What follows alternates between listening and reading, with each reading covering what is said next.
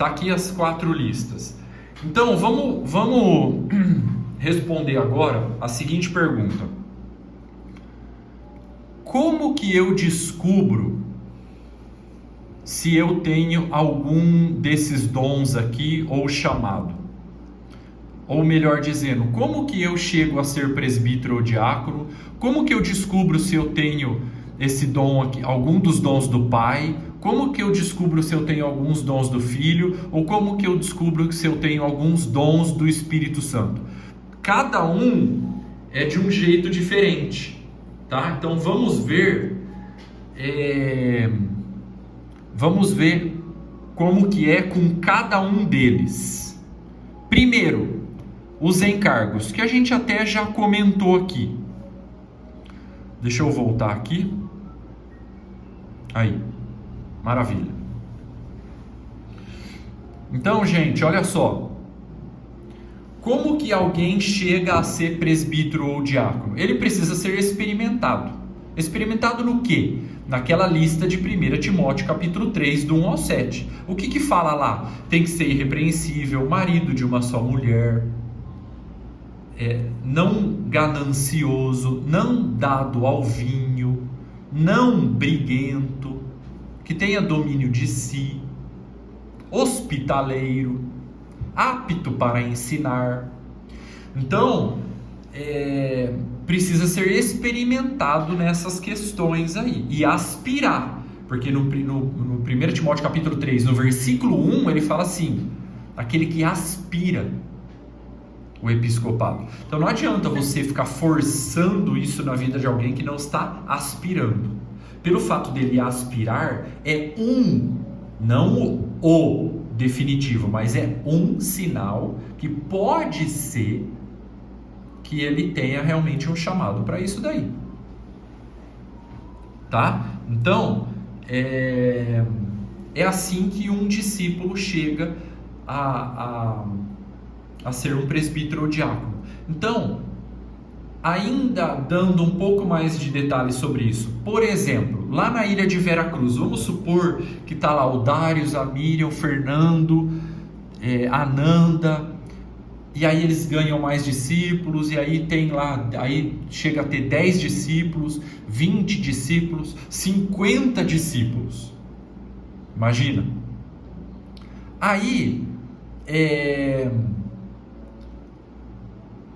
um ministério apostólico que plantou esse grupo, plantou a igreja na cidade de Veracruz, lançou os fundamentos e está treinando, discipulando, corrigindo, supervisionando aquele grupo lá, vai começar a observar se tem alguém que aspira ser presbítero ou diácono. Como? Trazendo o ensino sobre os dons e ministérios. Ali já dá para começar a ver quem que aspira e quem que não aspira, dependendo das perguntas. Aí vamos supor que tem ali uns 2 ou 3 irmãos que começam a procurar, olha, puxa, mas que interessante os encargos, né? Você não tem mais alguma coisa aí sobre isso? Vamos conversar, vamos orar, eu tenho mais dúvidas, você não tem mais um pouco de material? Então você vê que ele está se mostrando interessado, ele está aspirando, ele está se esticando. Aí começa a experimentar e delegar algumas responsabilidades para esses 2 ou 3 ou 4 ou 5 que está ali mais interessado nisso. E começa a experimentar eles por tempo indeterminado. Deus sabe, Deus tem o tempo para todas as coisas, como fala Eclesiastes. Aí vai chegar um momento que é necessário constituir com imposição de mãos, como fala Atos 14, 23, como fala Tito capítulo 1, versículo 5, constituir os presbíteros e diáconos ali da ilha de Veracruz. Aí eles vão ter mais responsabilidades.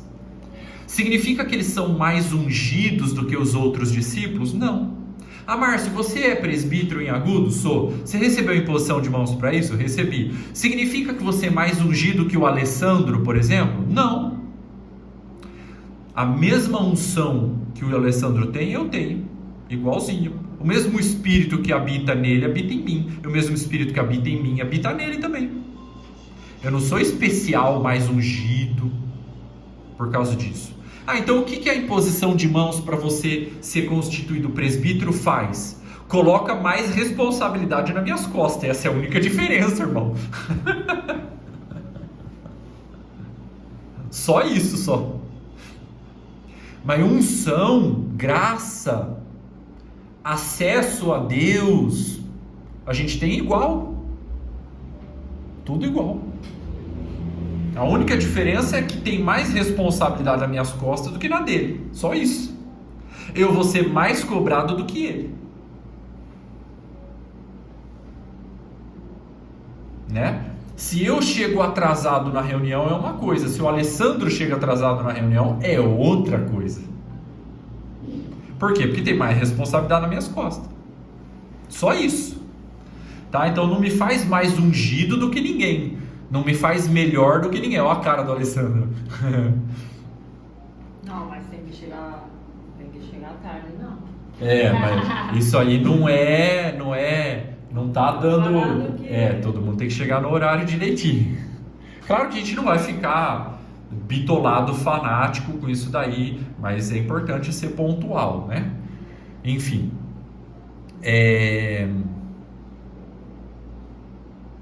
E no final das contas, eu acho que o Alessandro é mais pontual do que a gente, né? Meu Deus do céu. Tá? Então, gente, olha só. É importante ser experimentado em 1 Timóteo capítulo 3 e vai chegar um momento que precisa receber imposição de mãos. Junta os irmãos todos e o ministério apostólico vai, com imposição de mãos, constituir aqueles casais como presbíteros e diáconos. O Alessandro é bênção, a Rosita falando. O Alessandro é. Né? Então, vai chegar um momento que precisa impor as mãos para constituir aqueles casais presbíteros e diáconos e vai colocar mais responsabilidade nas costas deles, tá? São várias as responsabilidades que a gente vai explorar no decorrer aí das reuniões, falando mais sobre os dons e ministérios, tá? Agora, eu não vou entrar especificamente na função de cada um. Eu quero só pegar essas 4 listas aqui e descobrir como que a gente descobre cada um deles, tá? Então a primeira lista, encargos, que é presbíteros e diáconos. Como que alguém chega a ser presbítero ou diácono? Se ele está aspirando, ele precisa ser experimentado e receber imposição de mãos para ser presbítero ou diácono, tá? Segunda lista, dons do Pai. Como que eu descubro se eu tenho algum dom daquela lista ali de Romanos 12, que eu chamo de dons do Pai, que é uma lista de 7 dons? Como que eu descubro? Olha só, gente, eu digo que aqueles 7 dons ali, todos os seres humanos do mundo inteiro, convertido ou não, nasce com pelo menos um daqueles dons. Aqueles dons lá, o ser humano nasce com ele. Ele não descobre depois que se converteu. Ele nasce com pelo menos um. Pode ter mais? Pode, mas pelo menos um daqueles dons lá, eu digo, por conclusão bíblica, esse é o meu parecer a respeito disso, tá? Que o ser humano nasce, e eu vou explicar por quê. Por quê? Por causa do seguinte, por exemplo, vamos pegar um daqueles dons lá. Depois a gente vai entrar em todos os dons, o que é e a aplicação de todos, tá? Agora eu quero só explorar a seguinte questão. Como eu descubro as 4 listas? Como que eu descubro se eu tenho chamado para presbítero ou diácono? Como que eu descubro os dons do Pai na minha vida? Como que eu descubro os dons do Filho na minha vida? Como eu descubro os dons do Espírito Santo na minha vida? Depois a gente entra em cada um deles nas próximas reuniões, tá? Então, como que eu descubro os dons do Pai? É o seguinte, eu digo que todo ser humano nasce com pelo menos um daqueles dons. Por que eu digo isso? Por causa do seguinte, um daqueles dons lá de Romanos 12, um daqueles dons lá de Romanos 12, que são 7 dons, que eu chamo de dons do Pai, um daqueles dons lá, por exemplo, é dom de misericórdia. Não, vamos pegar ali o dom de contribuir, acho que é mais fácil explicar. O dom de contribuir. O que é o dom de contribuir? É contribuição. Contribuição financeira, é o dom de contribuir. Você já percebeu que tem pessoas no mundo que não têm o Espírito Santo, que elas são extremamente generosas? Você já viu isso? É impressionante como tem pessoas que assim, tem uns que assim, a pessoa tem tanto dinheiro que ela tem que praticar a filantropia lá, mas tem gente que faz com alegria, porque ela tem uma satisfação em ser generoso. É dom, nasceu com aquilo, nem tem o Espírito Santo. Mas outro exemplo, um dos dons que tem ali em Romanos capítulo 12 é o dom de presidir. O que é presidir? Liderar. Você já percebeu como o Fernandinho Beiramar, traficante no Rio de Janeiro, ele tem o dom de liderança? Ele tem o dom de liderança, gente. Ele lidera todo um esquema, uma quadrilha, e todo mundo obedece ele. E é extremamente organizado.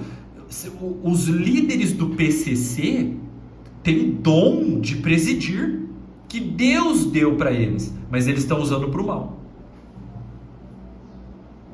Você já percebeu como tem professor na sala de aula que ele explica, você, professor, não estou entendendo, parece que ele explica, a luz não acende, parece que não dá para entender. Mas tem professor que ele fala assim, ó, é isso, todo mundo, agora entendi.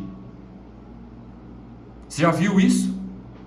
Sabe por quê? Porque ele tem o dom de ensinar. O dom de ensinar está na lista dos dons do Pai de Romanos capítulo 12. Ele tem o dom de ensinar. Então, eu digo que todos os seres humanos nascem com pelo menos um daqueles dons lá. E é exatamente por isso que antes de falar dos dons, Paulo fala em Romanos capítulo 12, no 1 e no 2, o seguinte, que a gente tem que se consagrar a Deus e oferecer a Deus como o nosso corpo, como sacrifício vivo, santo e agradável a Deus. Aí depois ele entra na lista daqueles dons do Pai, que são 7 dons. Por quê? Porque, para mim, Paulo já sabia que todos os seres humanos nascem com pelo menos um dom, e eles precisam consagrar a vida deles a Deus para dar um destino divino para os seus dons, que já nascem com eles. Então, consagração é dar um destino divino para o dom. Por exemplo, o Fernandinho Beiramar, ele deveria consagrar a vida, o corpo dele como sacrifício vivo, santo e agradável a Deus. Por quê? Porque assim ele usaria o dom dele para o propósito de Deus e não para liderar um esquema de narcotráfico. Por isso que Paulo fala nos primeiros versículos de Romanos capítulo 12, antes de entrar na lista dos dons do Pai, ele fala para a gente se consagrar a Deus. Porque se a gente se consagra a Deus, a gente dá um destino divino para os nossos dons, que já nasce dentro de nós. Então é por isso que eu digo que na lista dos dons do Pai, de Romanos 12, todo ser humano nasce com pelo menos um dom. E no decorrer, infelizmente, usando os dons para o mal, exatamente. Tem muita gente usando esses dons para o mal. Muita gente. Porque não se consagra a Deus. Então, primeiro precisa se consagrar a Deus, para dar um destino divino para os seus dons, que já nascemos com eles, com pelo menos um. Tá? Então, conforme eu vou crescendo em idade cronológica, eu vou descobrindo, eu tenho o dom de ensino, vou ser professor. Eu tenho o dom de liderança, vou ser diretor da escola. eu tenho o dom de contribuir, eu vou criar uma ONG, né? O dom de misericórdia. Por isso, o irmão Márcio citou que para ser presbítero é preciso saber primeiro o caráter da pessoa. Com certeza. Por quê? Porque essa pessoa vai liderar a igreja de Deus, a noiva de Cristo. Precisa ter caráter. Penso que Deus já imprime na mente e no coração e da lei da consciência que o homem... Opa, peraí, não consegui ler tudo. Deixa eu ver aqui. Penso que Deus já imprime na mente e no coração a lei da consciência que o homem é natural, pois também é a imagem e semelhança de Deus. Opa! Com certeza. Né? Então, você vê, para receber imposição de mãos, para ser presbítero ou diácono, tem que ser experimentado antes. Né? Agora, os dons do Pai, a gente já nasce com eles. A gente vai crescendo com idade cronológica, a gente vai descobrindo, eu tenho essa facilidade, eu tenho esse dom, parece que é muito meu, é de mim, já está muito dentro de mim e tal. É porque é dom do Pai mesmo, que Deus já deu para todos os seres humanos, mesmo que esses seres humanos não sejam convertidos, mas precisam se consagrar a Deus para dar um destino divino para esses dons. Tá? Dons do Filho. Efésios 4:11, aí eu falo dos dons do Espírito Santo, a gente encerra por hoje, tá? Já são 10:20. Dons do Filho. Quais são os dons do Filho? São os 5: apóstolos, profetas, evangelistas, pastores e mestres. Como que eu descubro se eu tenho algum deles? Primeiro, estudando as características únicas de cada dom ministerial desse. Por exemplo, quais são as características do ministério apostólico? Quais são as características do ministério profético? Quais são as características do ministério evangelístico? Quais são as do pastoral? Quais são as do mestre? Aí eu vou descobrindo e, consequentemente, eu vou me comparando e identificando se eu tenho. Então, vamos supor que eu observo em mim mesmo que eu tenho um dom evangelístico. Começa assim, uma paixão diferenciada pelos perdidos. Pode ser um ministério evangelístico aí dentro. Pode ser. Aí, eu vou... que mais? Aí o que eu vou fazer? Eu vou estudar o ministério evangelístico. Aí eu cada vez mais me identifico com isso. Pode ser que eu tenha o dom de evangelista. Aí, o que mais que eu faço, além de estudar as características únicas de cada ministério? Eu pergunto para o meu discipulador, por quê? Porque Deus usa os nossos discipuladores, nossos pastores, nossos líderes, para descobrir o nosso dom. Por exemplo, quem descobriu o ministério de Josué? O discipulador dele, Moisés. Colocou ele para liderar o povo e entrar na Terra Prometida. Quem descobriu o ministério de Davi? O discipulador dele, o líder dele, Samuel, que ungiu ele rei. Quem descobriu o ministério dos 12 apóstolos? O discipulador deles, Jesus Cristo. Quem descobriu o ministério de Timóteo? O discipulador dele, Paulo. Faça o trabalho de um evangelista, cumpre cabalmente o teu ministério, Timóteo. Paulo falou para Timóteo. Então, quem nos ajuda a descobrir o nosso dom ministerial de Efésios 4:11 são os nossos discipuladores, nossos líderes. Por quê? Porque eles estão de olho em nós. Deus dá essa visão para eles, para descobrir em nós. Então eu pergunto para eles, nós perguntamos aos nossos discipuladores. Tá? Então é assim que a gente vai descobrindo. Aí, o que a gente vai fazendo? A gente vai colocando isso em prática. Se eu tenho um ministério, se eu desconfio pelo menos que eu tenho o dom de evangelista, o evangelista, como que ele contribui para a igreja? Treinando a igreja e mobilizando a igreja para o evangelismo. Por quê? Porque aqueles 5 ministérios lá têm um objetivo em comum: retordenar os santos, como fala no versículo seguinte, Efésios 4:12. A gente vai entrar em cada um deles. tá? Agora a gente só está respondendo a seguinte questão: como eu descubro os encargos, os dons do Pai, os dons do Filho, os dons do Espírito Santo, tá? Então como eu descubro os dons do Filho, desses 5 dons? Estudando as características únicas de cada um deles, perguntando para os líderes e colocando em prática e observando se a igreja vai corresponder, se esse dom vai fluir. Poderia ser o pastoral, poderia ser o docente, poderia ser o profético, enfim. A gente já vai entrar mais para frente em cada um deles. Tá? Mas é assim que a gente descobre se a gente tem algum dom do Filho. Tá? É claro que também a gente vai aprender que cada dom do Filho tem uma esfera de ação, de autoridade. Umas menores, outras maiores. Como o próprio texto de Efésios 4 fala. Mas a gente vai aprender tudo isso daí nas próximas reuniões. Como que eu descubro os dons do Espírito Santo na minha vida? Para a gente encerrar aqui por hoje. Olha só, gente. O Espírito Santo ele tem 9 dons, como a gente viu ali em 1 Coríntios capítulo 12. Quando o Espírito Santo vem habitar dentro de mim, porque eu nasci de novo, eu me arrependi, fui batizado, recebi o Espírito Santo mora dentro de mim. E ele trouxe junto com ele os 9 dons que ele tem. Então, onde está aqueles 9 dons de 1 Coríntios 12? Aqui dentro de mim. Ah, mas por que eu vejo se manifestando mais esse dom do que aquele da lista de 1 Coríntios 12? Porque você treinou mais esse do que aquele. Por algum motivo você treinou mais esse do que aquele. Mas se você treinar mais aquele do que esse, você também vai ver esse dom se manifestando na sua vida. Por quê?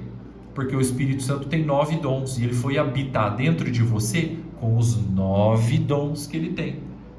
Ou você acha que quando ele entrou dentro de você, ele esqueceu, caiu no meio do caminho uns 3 ou 4 e ele entrou só com meia dúzia dentro de você? Não, irmão. Ele entrou com os 9. Quais são os 9 dons? Palavra de sabedoria, palavra de conhecimento, profecia, discernimento de espírito, dom de curar, operação de milagres, língua, interpretação de línguas e dom da fé. Está aqui os 9. A gente já vai ver o que é cada um deles e a aplicação de cada um deles, tá? Calma que a gente vai ver tudo isso daí. Mas, por enquanto, o que eu preciso saber? Que esses são os 9 dons do Espírito. Quando ele veio habitar dentro de mim, ele veio com os 9 dons. Então a gente fala erradamente: ah, fulano tem o dom de curar. Não. Fulano tem o Espírito Santo. E o dom de curar, assim como a palavra de sabedoria, a palavra de conhecimento e os 9 dons, está lá dentro do fulano, porque o Espírito Santo está lá dentro do fulano. Acontece que esse fulano treinou bastante os dons de curar e treinou pouco a palavra de sabedoria, a palavra de conhecimento e os outros dons. Por isso que a gente vê se manifestando muito fortemente, constantemente, o dom de curar do que os outros dons. Tá vendo só? Diga, Milho. Eu só queria saber a diferença entre dom de cura e operação de milagre. Ótima pergunta. A Melissa perguntou ontem isso na nossa reunião aqui em casa. A gente teve a reunião aqui em casa ontem, a gente entrou um pouco nesse assunto e a Melissa perguntou exatamente a mesma coisa. Então, gente, olha só, um exemplo super simples e objetivo na vida de Jesus para a gente diferenciar. Qual é a diferença de dom de curar e operação de milagre? Dom de curar, a gente vê isso na vida de Jesus quando ele curava os enfermos, o paralítico, o cego. E dom de operação de milagre, quando Jesus transformou água em vinho. Quando Jesus multiplicou pão. Operações de milagre. Essa é a diferença de operação de milagre e dom de curar. Andou sobre as águas, né? Andou sobre as águas, exatamente. Exatamente. A gente vai ver em Jesus 8 dons do Espírito Santo da lista de 1 Coríntios 12. Se você ler os evangelhos, 4 evangelhos, você vai ver 8. O único dom que a gente não vê na vida de Jesus. Felipe foi trasladado, operação de milagre, exatamente. O único dom que a gente não vê nos evangelhos na vida de Jesus é o dom de língua. Não sei porquê. Não me pergunte, que essa eu não sei. Eu admito que eu não sei. Tá? E eu não falo isso porque eu não oro em línguas. Eu oro em línguas, tá? Eu sou pentecostal com cinto de segurança. Eu oro em línguas e creio nisso. A gente vai entrar nesse dom aí. A gente vai entrar em todos os dons, o que é profundamente em cada um deles, tá? Nas próximas reuniões. Mas não tem, se procurar nos evangelhos lá, você não vai ver. Não sei porquê. Eu não sei, eu admito, não sei responder essa pergunta. A Bíblia não apresenta nenhuma evidência que Jesus haja falado em línguas. Muitos hoje veem as línguas como uma espécie de linguagem. Amém, meus irmãos. O que era uma mensagem aqui? O que apareceu aqui? Um idioma que não conhece para edificar alguém. Ah, não. Apareceu uma mensagem aqui pra mim. A irmã Marilene também levantou a mão. Ah, Marilene, diga, desculpa. Não levantei a mão, não. Ah, eu acho que é aquela vez lá que ela foi escrever, clicou e ficou clicado ali. Acho que quando você clica no levantar a mão, você tem que clicar de novo para remover. Será que é isso? Senão fica? Ah, tá, acho que é. Mas acho que eu cliquei sem querer naquela vez. Não tem problema. Mas já que teve a oportunidade, eu vou falar. Diga. Os dons, a gente tem que estar exercitando ele, praticando, para poder a gente, né? Tem que treinar, porque olha só, muito boa pergunta, Marilene.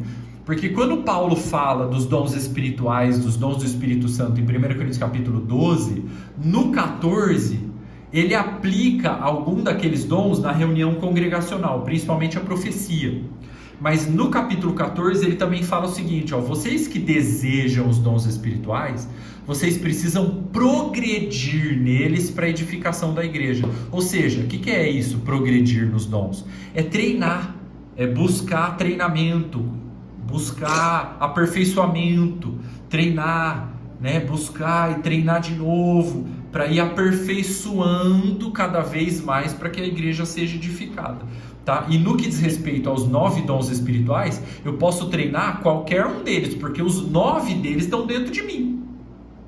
Tá? Ah, Márcio, você treinou mais alguns do que outros? Sim, eu treinei mais do palavra de conhecimento, palavra de sabedoria, discernimento de espírito, do que os outros. Por quê? Por necessidade, para atender a demanda. Porque eu tenho muito mais demanda de gente assim sofrendo com dúvida e debaixo de condenação com dúvida, que exige de mim palavra de conhecimento, palavra de sabedoria, discernimento de espírito, para ajudar a pessoa a discernir se ela está sendo influenciada pelo diabo, ou se é Deus que está incomodando ela, ou se é ela mesmo que está perdida ali nos seus pensamentos. Então a demanda me provocou, me exigiu mais treinar esses dons do que os outros. Ah, Márcio, você deveria treinar os outros? Deveria, mas infelizmente eu não consigo. Não dá, gente, não dá para treinar os 9. Humanamente impossível você ser bom nos 9. Você vai acabar treinando mais uns do que os outros. Mas, Márcio, como é que eu faço para eu treinar dom de discernimento de espírito? Boa pergunta.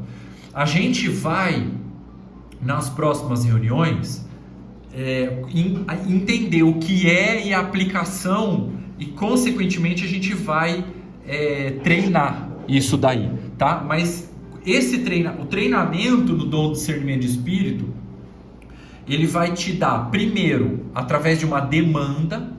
O que eu quero dizer com demanda? É alguém vindo te procurar. Olha, puxa, eu estou em dúvida, eu faço isso ou aquilo. Ou, puxa, eu estou com esse incômodo dentro de mim, eu não sei se é Deus, se é coisa da minha cabeça, se é uma sofisma do diabo, eu não sei, não estou entendendo. Aí ele vai te procurar fazendo essas perguntas, sofrendo, e aí você recebe essa demanda.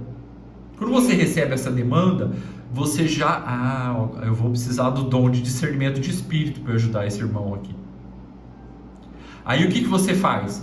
Com um ouvido você escuta ele, e com o outro ouvido você fica atento a Deus. Alguma palavra, algum versículo que ele lembra você, que o Espírito Santo te lembra. E também você tem que ficar atento ao seguinte: quando alguém vem falar alguma coisa para você, tem 3 situações aí.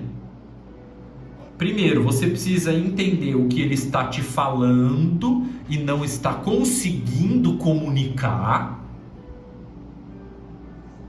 Segundo, você precisa também conseguir ouvir aquilo que ele está escondendo. Porque ele está te contando aí uma coisa, mas atrás dessa coisa ele está escondendo alguma. Que ele não quer falar.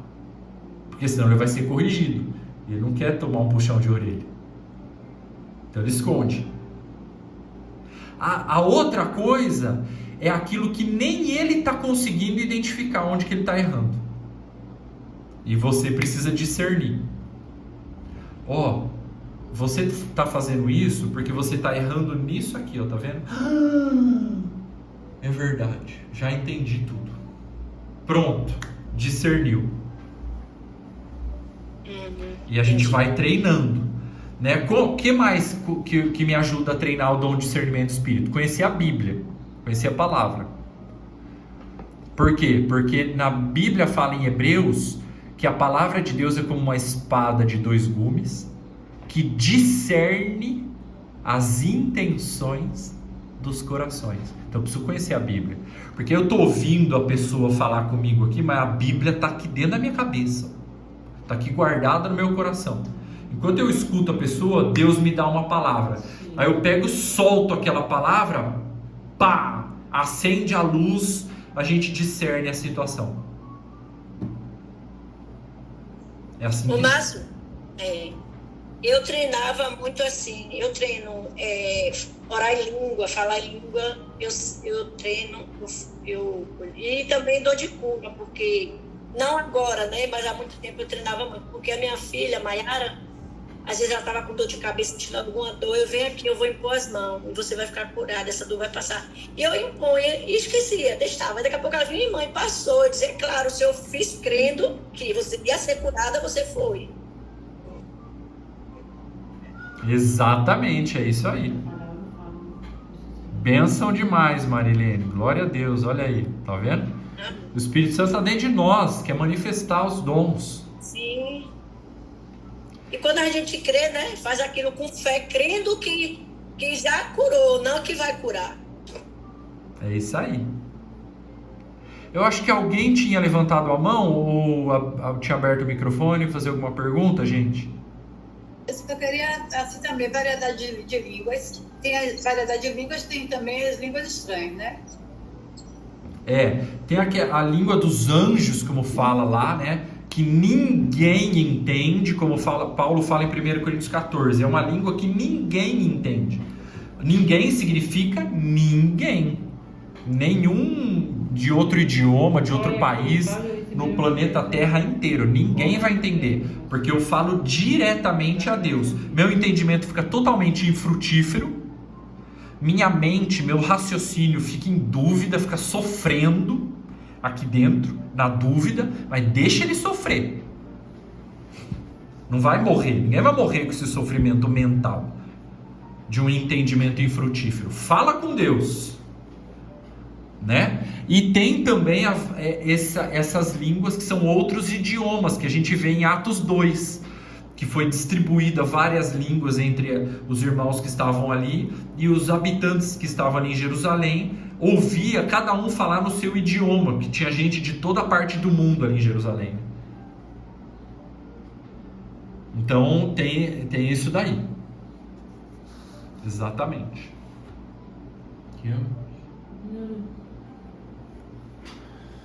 Amém, meus irmãos? Quem mais? Não sei se alguém tinha... Só comentar, esse discernimento de espíritos também são contra espíritos mesmo, de demônios, essas coisas assim, também entra nesse discernimento. Além do espírito ali da pessoa, né? Às vezes o espiritual que a pessoa tá, como tá o espírito dela, e tem os espíritos, né? Outros espíritos aí. Tem 3 espíritos aí: o espírito de Deus, o espírito dos demônios e o espírito da pessoa. Que às vezes o espírito da pessoa pode estar impuro, uma impureza no espírito da pessoa, como Paulo fala em 1 Coríntios capítulo 7, impurezas no espírito, né? Então, pode ser alguma coisa que precisa discernir, que é do espírito dela ali, que está enraizado, que está fixo ali, que ela precisa abrir mão daquela crença, né? Ou é o próprio Espírito de Deus incomodando ela não está entendendo que é o Espírito de Deus que está incomodando ela para fazer. Ou é uma influência de um espírito maligno na vida daquela pessoa, né? Que pode acontecer, mesmo sendo um filho de Deus, mesmo sendo um convertido. Mas Márcio, 1 João capítulo 5 não fala que aqueles que são nascidos de Deus, o maligno não lhe toca? Exatamente, não lhe toca. Ao mesmo tempo, Paulo também fala em Coríntios, para a gente não dar lugar para o diabo. Por quê? Porque se você der lugar, o que ele vai fazer? Ele vai entrar. Lógico que ele vai entrar. Você deu lugar. Por isso que não é para dar lugar. Paulo também fala para não ignorar os seus ardis. O que é ardis? Artimanhas.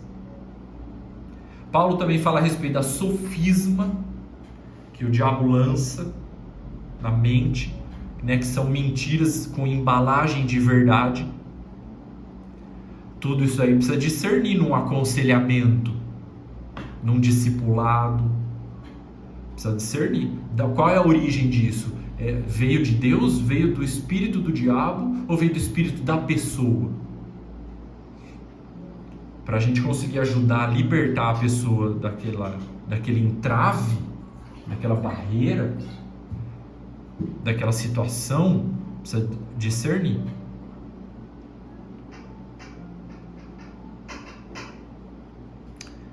Amém, meus irmãos? Quem mais?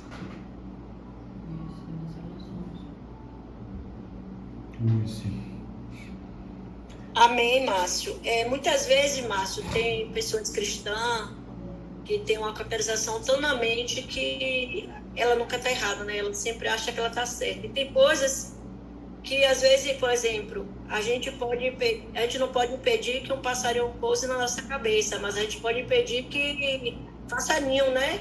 Porque o inimigo também, ele lança dardos, que são pensamentos. E às vezes a pessoa alimenta esse pensamento. E aí acha que é Deus ou é eu, mas o inimigo coloca pensamentos, o dardo dele. E ele só coloca naquela área que a pessoa dá brecha, que a pessoa tem uma fraqueza. Com certeza, Marilene, exatamente isso daí. É isso aí mesmo. Diga, seu Alessandro. Fala, galerinha. Bom dia. Algo que a gente sempre ouvi, acho que a maioria deve ter ouvido aqui em algum momento da vida, é que se você não fala línguas, você não tem o Espírito Santo. Se você tem o Espírito Santo, você fala línguas. Se você não fala, você não recebeu ele. Blá, blá, blá. De que de fato tem o Espírito Santo?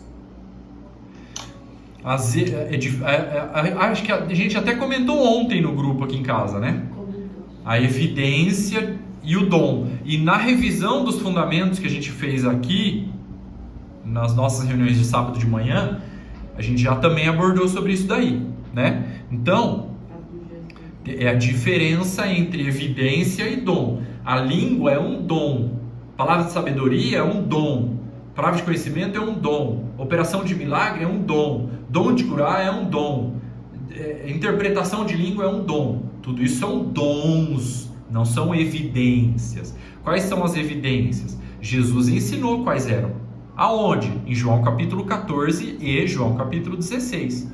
O Espírito Santo nos guia na verdade, nos lembra das coisas que Jesus disse, nos dá paz, glorifica Jesus. Essas são as evidências de alguém que tem o Espírito Santo. Eu não oro em línguas e eu não tenho o Espírito Santo. Mas você é guiado na verdade pelo Espírito Santo? Ou você está sendo enganado por vento de doutrina? Ou o Espírito Santo te guia na verdade? Não, ele me guia na verdade. Ele te lembra das coisas que Jesus ensinou? Sabe quando vem alguns versículos? Lembrei de um texto. Então é o Espírito Santo. Você tem paz? O mundo está em pandemia e você está guardado em paz. Então é o Espírito Santo. Sabe por que você experimenta essas coisas? Porque o Espírito Santo mora dentro de você. Essas são as evidências. Ah, mas eu não oro em língua. Não, então você não treinou esse dom. Mas o Espírito Santo está aí dentro. As evidências estão aí. Certo? Agora, mas Márcio, é difícil esse assunto, é polêmico. Bastante. Bastante. Você fala isso em todos os ambientes, Márcio? Não. Não falo. Eu seleciono bem os ambientes que eu vou falar isso. Diga, Miriam. Sou eu. Diga, Darius. Nós nascemos de novo, recebemos o Espírito Santo. Para que temos necessidade ainda de batismo com o Espírito Santo? Esse é outro assunto polêmico. E assim, eu confesso que esse é um assunto que eu preciso meditar mais nas Escrituras, tá? Mas qual é a minha opinião? Na minha opinião, o batismo no Espírito Santo e ter o Espírito Santo é a mesma coisa. Ou seja, quando eu me arrependi e fui batizado, aí eu recebi o Espírito Santo. E quando eu recebi, pode ter acontecido coisas sobrenaturais ou não. Pode ter sido antes, durante ou depois do batismo.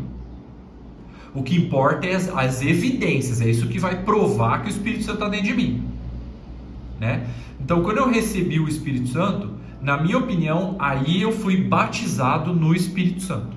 Mesmo se aconteceu coisas extraordinárias ou não, sobrenaturais ou não. Eu já vi pessoas sendo batizadas, recebendo o Espírito Santo, sendo batizadas no Espírito Santo e acontecendo coisas extraordinárias, e eu já vi pessoas sendo batizadas no Espírito Santo, recebendo o Espírito Santo, que para mim é a mesma coisa, e não aconteceu nada extraordinário e sobrenatural, mas as evidências estão ali nela. Ela é guiada pelo Espírito Santo na verdade, ela é lembrada pelo Espírito Santo, ela é guardada com aquela paz que excede todo entendimento.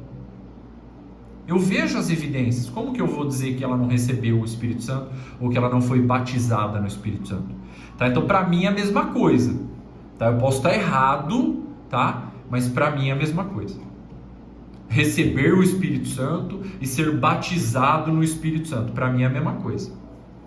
Tendo manifestações sobrenaturais extraordinárias ou não, a evidência que vai provar que aquela pessoa tem o Espírito Santo ou que ela foi batizada no Espírito Santo é o que Jesus ensinou em João capítulo 14 e João capítulo 16. Ser guiado pelo Espírito Santo, ser lembrado pelo Espírito Santo, ser guardado com aquela paz que o mundo não dá pelo Espírito Santo, glorificar a Jesus, ser convencido pelo Espírito Santo. Tá? Eu posso estar errado, tá? Mas na minha opinião é isso. Diga, Ana Patrícia. Acho que o Darius ia falar outra coisa. Darius, desculpa. Não, é porque minha pergunta foi porque tem muito assim confuso, né? Porque muitas pessoas assuntam assim que no caso pessoas se eles querem falar línguas, né? Aí eles têm que ficar batizados com o Espírito Santo. Aí eu acho que tem muito confuso, né? Dá para entender assim que se você foi convertido, você novo nasceu, parece que você não recebeu o Espírito Santo. E você precisa batizado de novo com o Espírito Santo para conseguir falar línguas. Tem muito confuso aqui, muitos ensinos errados, eu acho. É porque tem passagem na Bíblia que quem foi que pegou a mão depois? Sim. Porque tem parte na Bíblia, na Atos, né? Tem essa história com Pedro e companheiro dele. Quando foi Filipe, batizou samaritanos, e ele batizou, e ele foi cheio de Espírito Santo. Mas eles descobriram, eles saíram do Jerusalém para lá, para impor a mão, para eles receberem o Espírito Santo. Por isso eu não entendi aqui um pouquinho assim estranho, né? Ele já foi com o Espírito Santo e batizou eles todos, e eles precisavam sair para impor a mão para receber o Espírito Santo, porque foi só batizado só em nome de Jesus, foi escrito. Só em água, né? Só nas águas. Por João. Isso aí dá muita confusão mesmo, porque assim, ó, na minha opinião, é errado afirmar que aquele fulano lá, ele não foi batizado no Espírito Santo porque ele não fala em línguas. Na minha opinião é errado. Por quê? Porque língua é um dom do Espírito Santo. Assim como tem 8 mais dons do Espírito Santo, junto com as línguas. O Espírito Santo tem 9 dons. Língua é um dos 9, mas não é evidência, é dom. O que significa evidência? Prova. Qual é a prova que a pessoa foi batizada no Espírito Santo?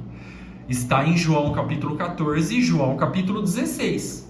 Quando Jesus disse lá, quando o Espírito Santo, o Consolador, vier sobre você, em outras palavras, quando o Espírito Santo batizar você no Espírito Santo, ele vai guiar você na verdade. Ele vai lembrar você das coisas que eu ensinei. Ele vai guardar você com aquela paz. Ele vai me glorificar. Ele vai te convencer. Essa é a prova que alguém foi batizado no Espírito Santo. Essa é a evidência que alguém tem o Espírito Santo. Agora, a partir disso, o que eu vou fazer? Eu vou treinar os dons do Espírito Santo, que são 9. Língua, profecia, interpretação de língua, palavra de conhecimento e aí por diante, tá? Então, se eu não oro em línguas, é porque eu ainda não aprendi a me mover nesse dom. Mas isso não significa que eu não tenho o Espírito Santo. Não, eu tenho o Espírito Santo, mas eu ainda não aprendi a me mover no dom de língua. Eu nunca curei ninguém através da minha oração. Eu não tenho o Espírito Santo. Não diga isso. É que você ainda não aprendeu a se mover no dom de curar. Eu nunca tive um discernimento de espírito assim, aconselhando uma pessoa. É que eu não tenho o Espírito Santo. Não diga isso. Você ainda não aprendeu a se mover no dom de discernimento de espírito. Mas o Espírito Santo está dentro de você. Você precisa treinar mais esse dom de discernimento de espírito. Eu não oro em línguas, é porque eu não tenho o Espírito Santo. Não diga isso. É que você ainda não aprendeu a se mover no dom de língua. Mas o Espírito Santo está aí dentro de você. Você precisa treinar mais as línguas. Talvez você seja ainda muito tímido. Tenha vergonha. Tá? Então, dom é uma coisa, evidência é outra. Totalmente diferente uma coisa da outra.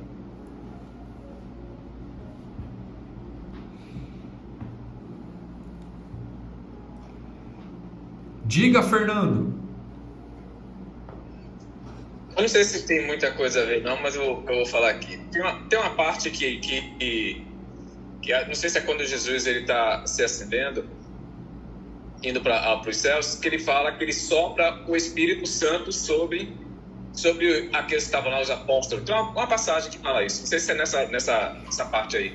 Mas eles não tiveram a evidência de, naquela hora que Jesus soprou o Espírito Santo para eles, deles falarem em outras línguas. Eles ficaram afastados, Jesus mandou que eles ficassem reunidos, e eles só vieram a ter essa manifestação desse dom depois que eles receberam o poder. Aí, exatamente. Exatamente, Fernando. Então, olha só, é interessante isso daí, por quê? Por causa que a gente precisa entender que, por exemplo, o livro de Atos, ele não é um livro doutrinário, ele é um livro histórico. O livro de Atos, ele traz fatos, não traz evidências. Vou explicar mais. Por exemplo, no livro de Atos, quando a gente lê o livro de Atos, a gente vê fatos. Por quê? Porque ele é um livro histórico. Ou seja, ele está contando as coisas que aconteceram. Não está estabelecendo doutrina, evidência. Só está contando. Ah, o fulano foi lá, fez isso e aconteceu aquilo. Ciclano foi lá e fez aquilo outro e aconteceu aquilo lá. Ele está contando as coisas que aconteceram. Por exemplo, em Atos 2 fala que desceu o Espírito Santo e eles oravam em línguas e profetizavam. Os dois juntos. Mas não está estabelecendo uma doutrina. Todo mundo que recebe o Espírito Santo tem que orar em línguas e profetizar, senão não foi batizado no Espírito Santo. Não podemos estabelecer essa doutrina. Por quê? Porque ali está contando um fato, não é uma evidência. Atos é um livro histórico, não doutrinário.